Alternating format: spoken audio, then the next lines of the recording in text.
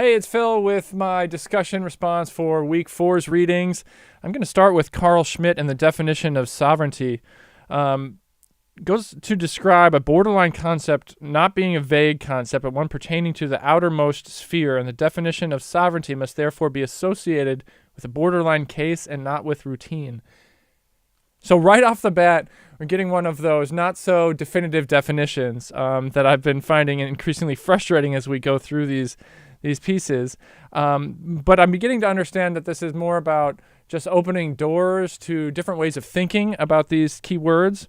I highlighted also who is supposed to have unlimited power, hence the discussion about the exception, which seems to be a common theme in Schmidt's writing here, talking about the exception to the rule, and also mentioning that all law is situational law and that the sovereign produces and guarantees the situation in its totality.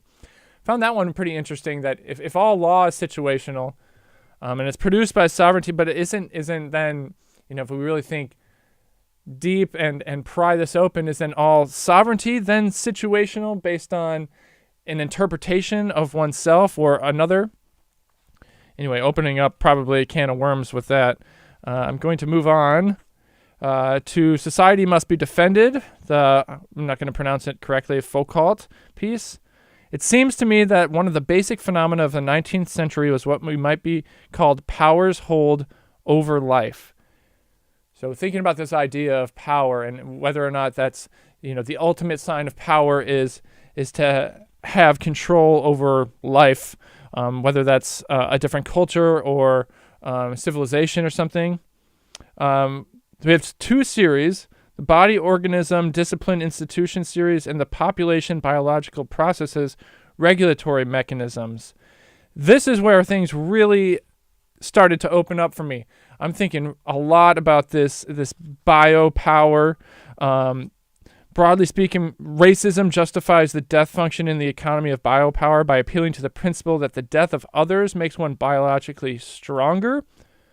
So sure, got the idea that if that power can be defined by how your strength over another culture potentially, the ability to wipe out an entire civilization and take what's theirs for your own.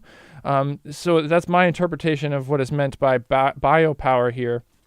But we also got into some very interesting spots where, the authors are discussing biopower, and as opposed to the domination of one culture over another, that idea has actually evolved over time and has now become something more along the lines of actually the ability or the technology to prevent life instead of end life. And that was a really interesting and intriguing conversation that I hope we can get into a little bit more.